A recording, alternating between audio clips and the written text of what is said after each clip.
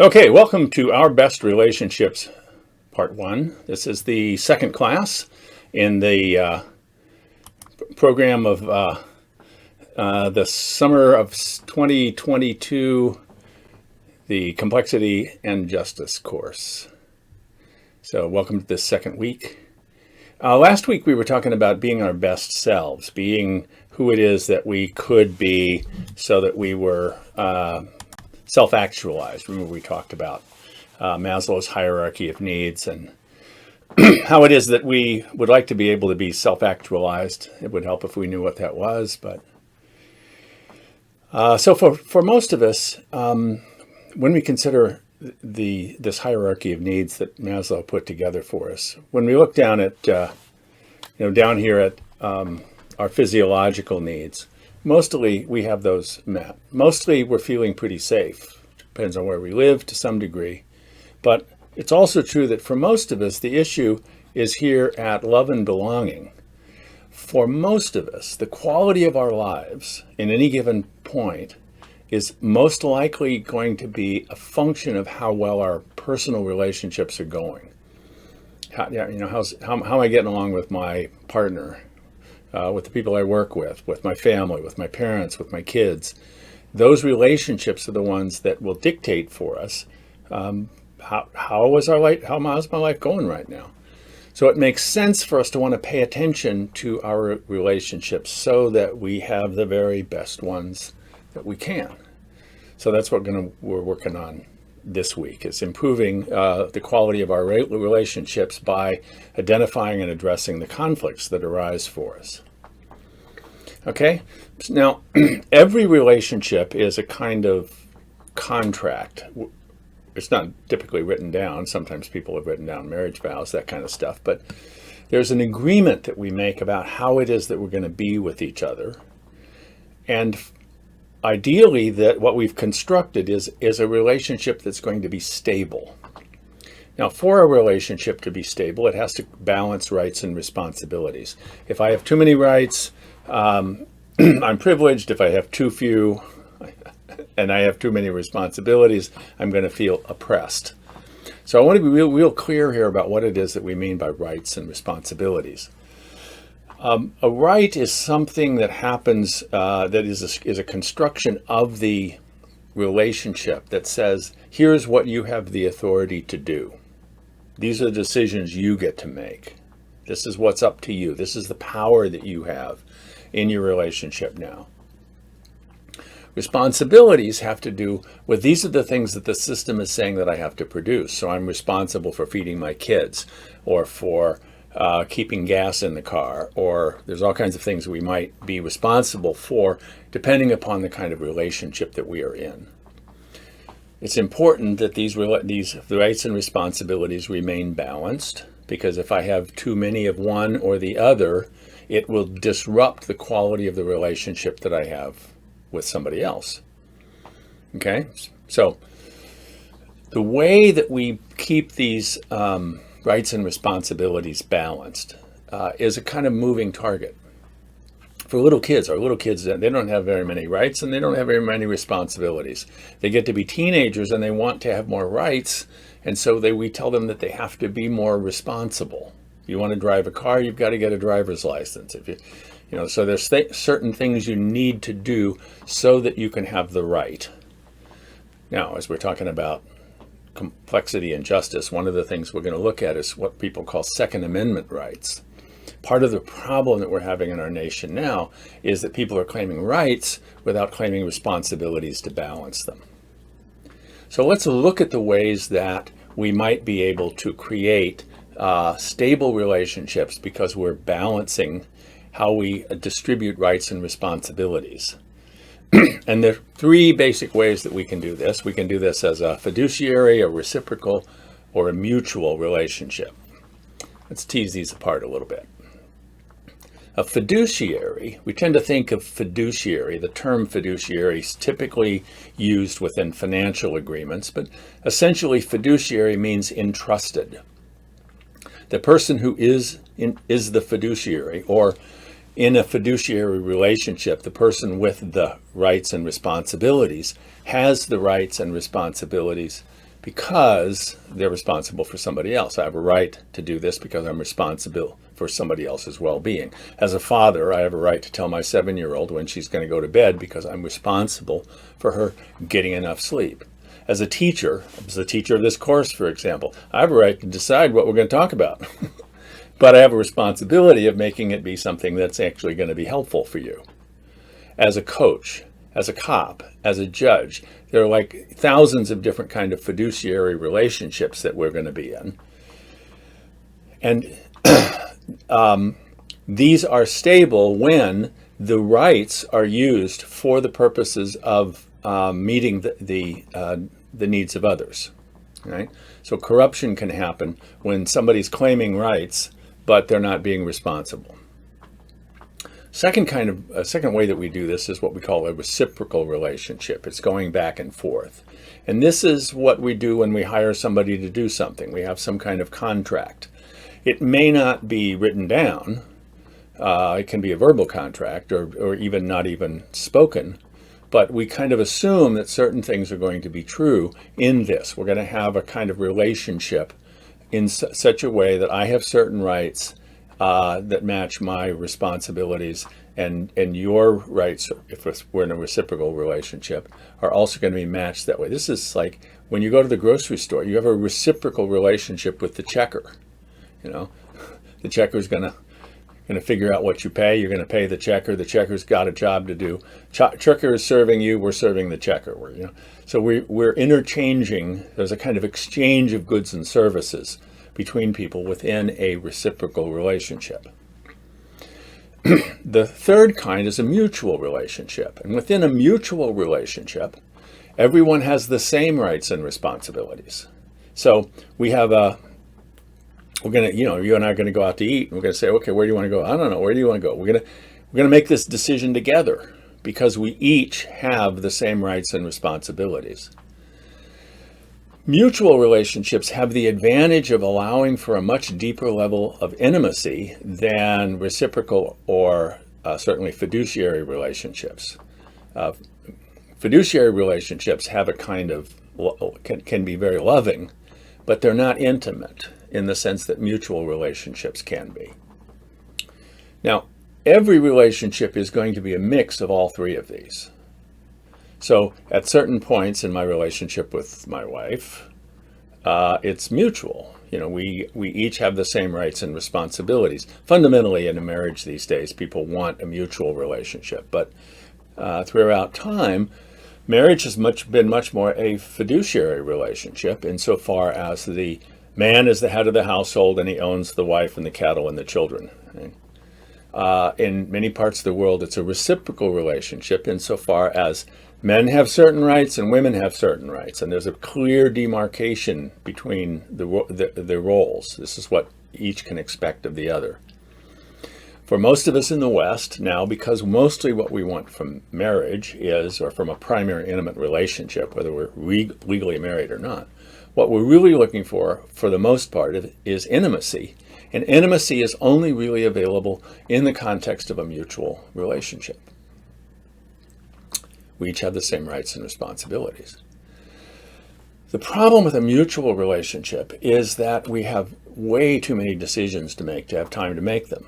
And so typically what we will do is we will decide, in this arena of our relationship, this is your job, this is my job. We'll have various ways in which we assign a fiduciary task or a reciprocal task, because it's just too much work to make every decision. We're going to decide in advance whose decision this is to make. But around the really big things, in a mutual relationship, we're going to make them together. And this is a good thing because of the kind of justice that it creates within the relationship. But it's also problematic because it can lead to conflicts.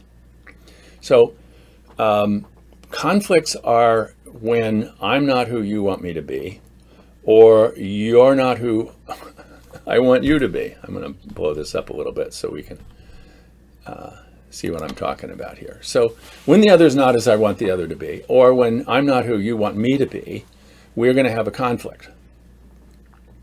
Or sometimes we know that we are in a conflict because this doesn't feel right. I've got a bad feeling about this. I'm sad, I'm angry, I'm hurt, I'm bothered. So we may be aware of the conflict because the other isn't doing what I want them to do, or we may be aware of the conflict because I've got a bad feeling, or both may be true. But this is how it arises for us that we are in a conflict. The thing is, it's not actually a conflict if I know how to deal with it. It's when I don't already know how I'm going to deal with this, then it arises for me as a conflict. If this is something that has happened before, I know what this is, and I know what to do about it, it's simply a problem that I know how to solve. It's not actually a conflict. So conflicts, one way of understanding a conflict is a situation where I don't yet know how to solve the problem. Once I understand, once I have a plan, once I know what to do, it will no longer be experienced by me as a conflict. Okay, so then what might it mean to resolve a conflict? One of the things we want to do here is to lean into and resolve the conflicts that arise within our relationships with others and make the relationship better. When we have resolved conflicts in our significant or any relationship, we've actually made the relationship better. So we want to be able to resolve them. So what am I going to do when you're not being who I want you to be? Well, if you're not doing what I want you to do, then the solution's simple. All I have to do is get you to do what I want you to do.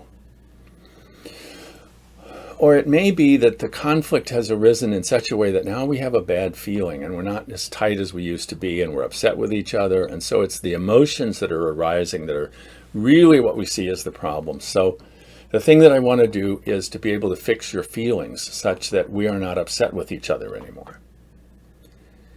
Now, of course, the difficulty with this is that we really can't make other people be who we want us to be, do what we want them to do. And we really are not responsible for each other's feelings. So, can't change you, can't change your feelings. I guess this conflict is intractable, it's unresolvable. So we just give up on it. No, the problem here is not that we can't solve the problem. The problem is that the thing that we're doing to solve the problem won't work. There are other things that, in fact, will reliably resolve a conflict, and we just need to find those so that we can trust that when this arises, there's something we can do that will make it better. All right? Now, part of what makes this so difficult is that conflicts arise in different sort of dimensions. Usually, the way that we know we're having a conflict is there's some kind of dispute over scarce resources. You spent the money on what? Don't you know what time it is? Why didn't you call me? So the resources of phone calls and money and time are things that we can say, oh, there's not enough of this, or it wasn't distributed properly. And so the conflict is really pretty easy to see when it's over some kind of resource.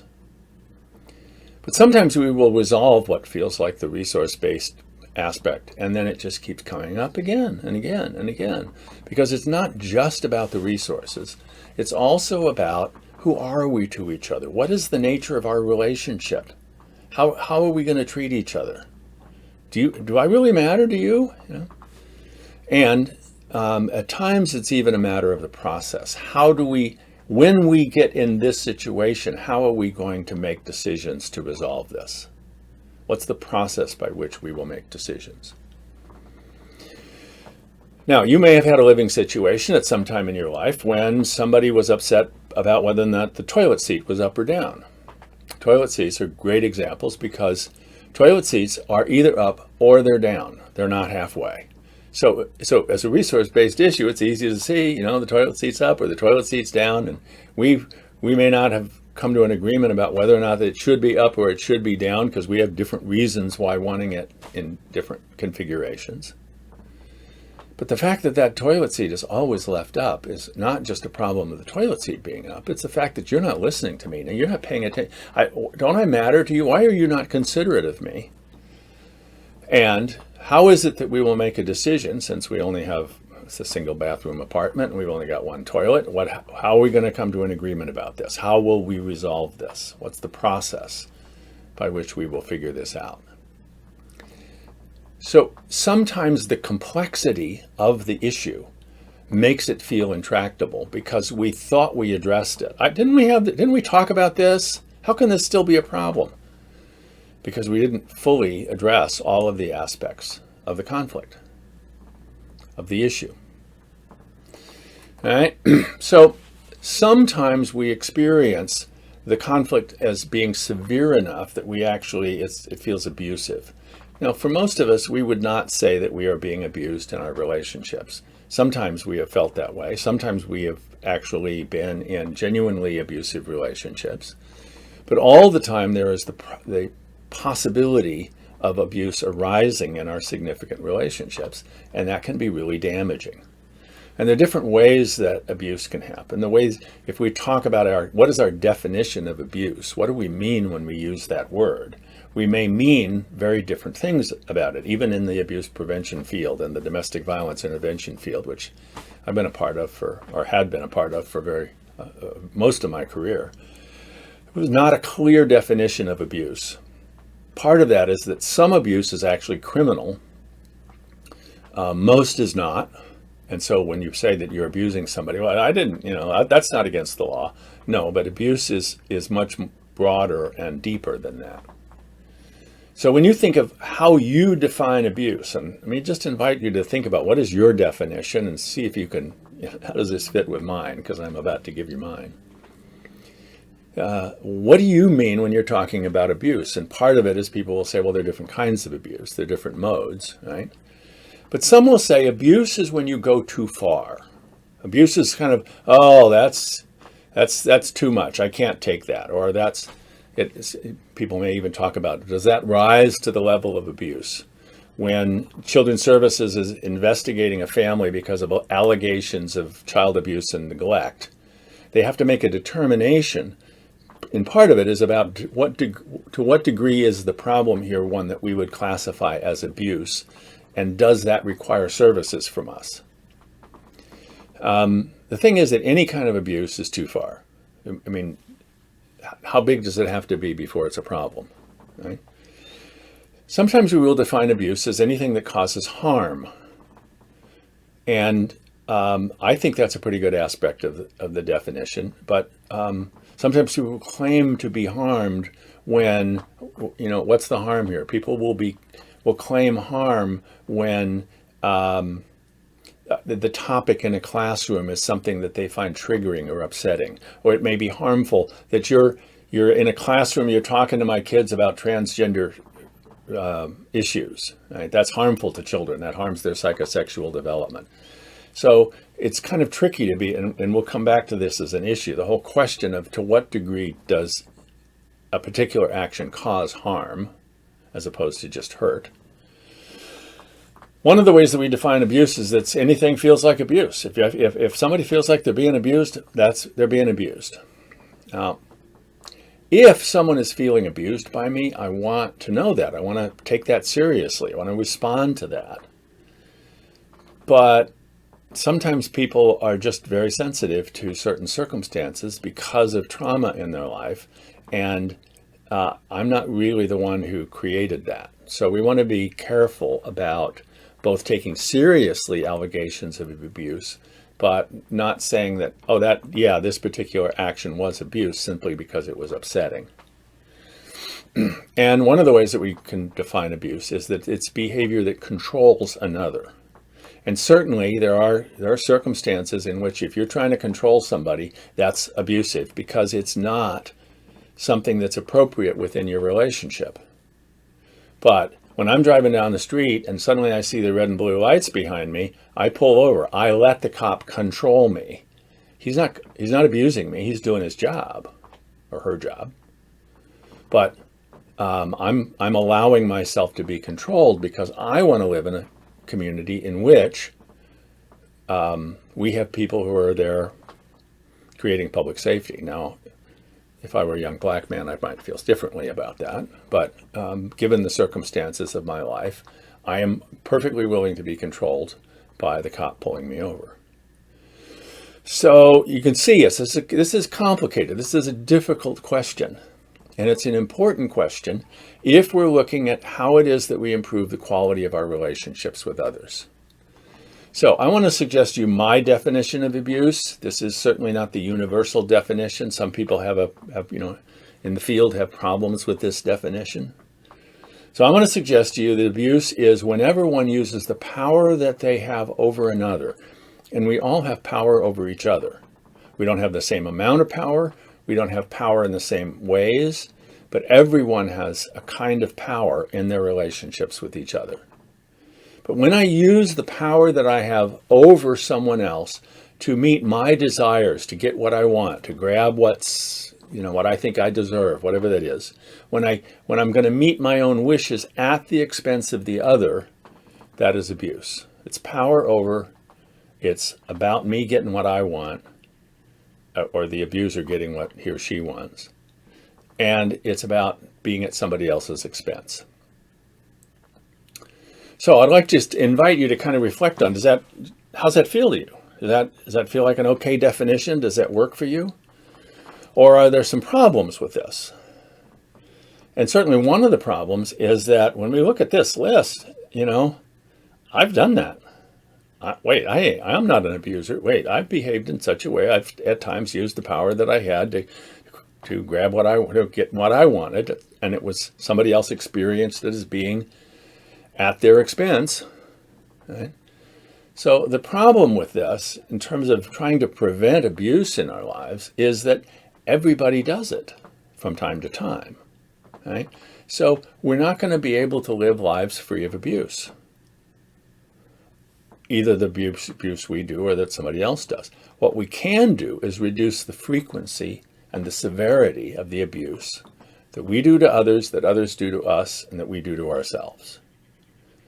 So this is why I think it's important that we have an understanding of what constitutes abuse, because it does happen. It happens all the time, in tiny ways and in huge ways. And we want to be able to notice it because it is a dysfunction in the system, which is the relationship. We need to be able to know that the problem is going on so that we can identify and address it. Right? So how are we going to reduce abuse? How do we reduce the frequency and the severity?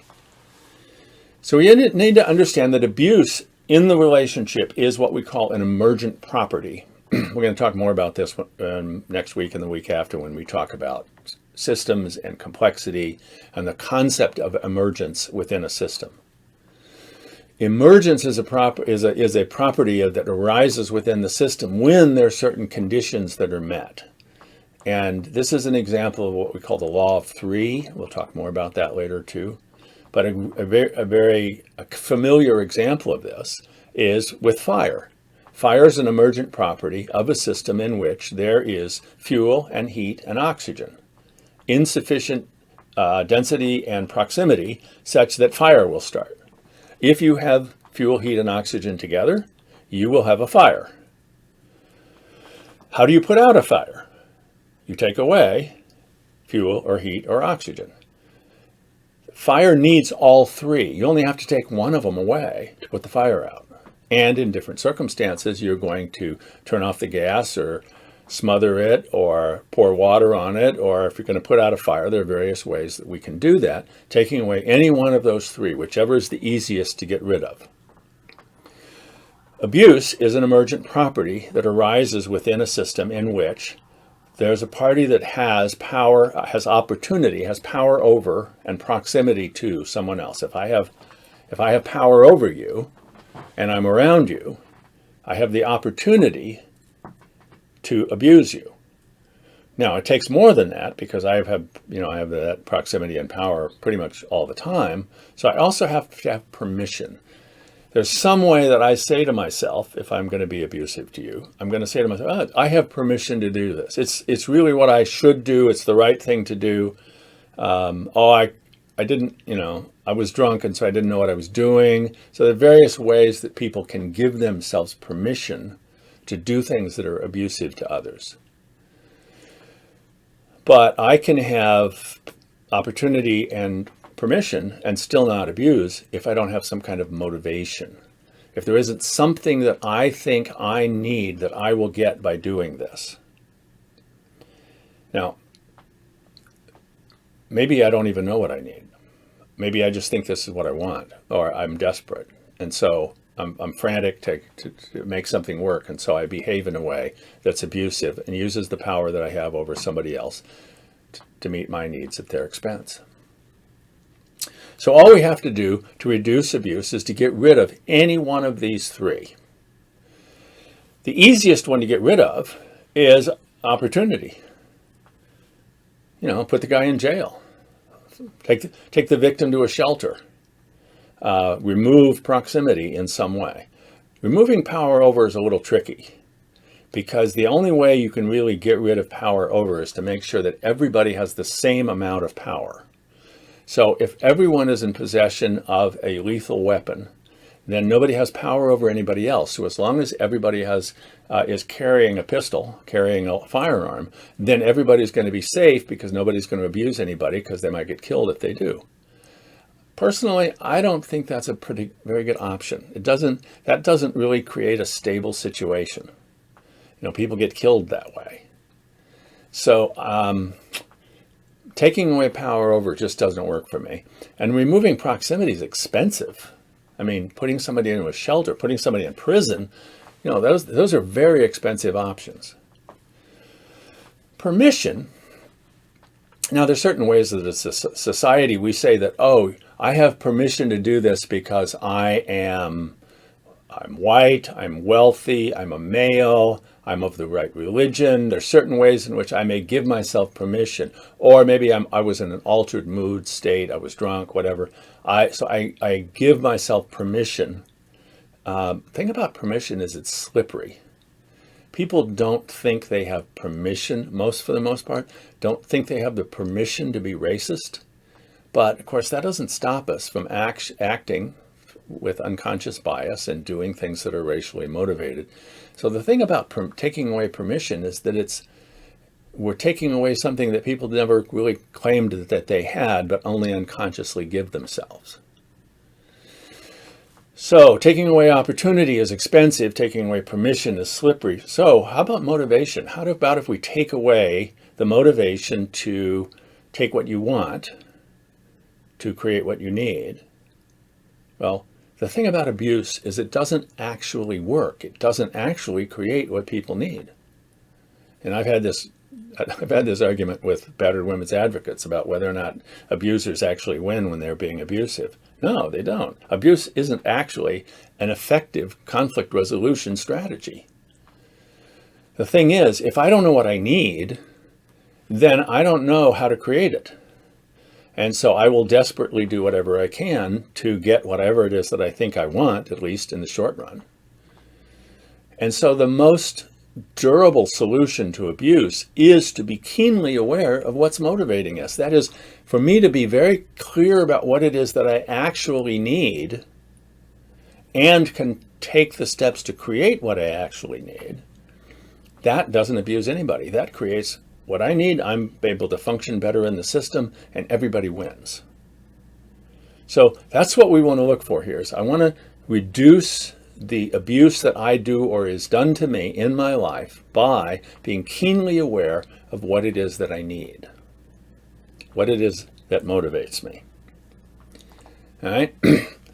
So it's critical here that we be able to distinguish between wants and needs.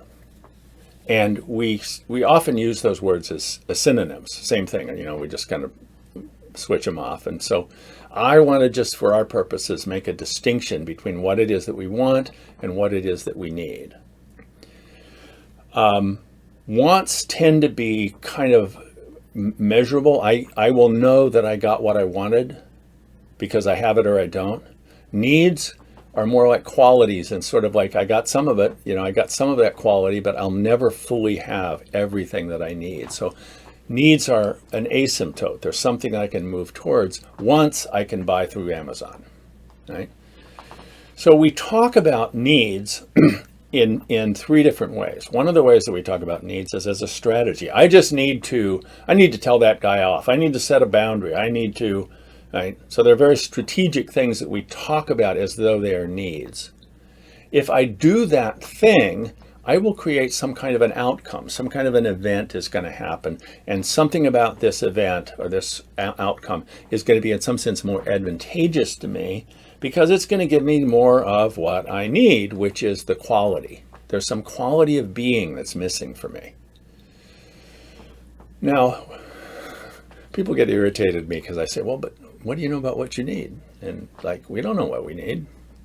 Needs, as I said, are an asymptote. I can never fully get there. But the better we are at identifying what it is that we need, the more effective we'll be at figuring out what sort of outcome will cause it, and therefore what strategy would lead to my having what I need. Let me just, in a larger frame here, let me just give you an example. Within the U.S. Congress, one of the issues that will come up is about how do we do healthcare? You know, how do we provide healthcare? We're not actually providing healthcare. We're only providing the funds to pay for healthcare. But the question is, do we want universal healthcare? That would be an outcome which would create a quality, which is that everybody's confident that they're going to have their health cared for, and everybody's going to be confident that others are as healthy as they can be, so that we have a genuinely healthy populace. What we're doing legislation about is the strategy. How are we going to pay for it? And do we want everybody to have it, even if they haven't worked for it? Or even those loafers who... So we have a kind of a modified system where some people have it and some people don't, and some people are in the donut hole. Some people fall in the cracks because they can't afford it, but they're not poor enough to get Medicaid. So as an example, that's what happens in Congress. I want us to consider, when we're looking at the conflicts that arise for us, particularly the persistent patterns of conflict in significant relationships, what is it that I actually need?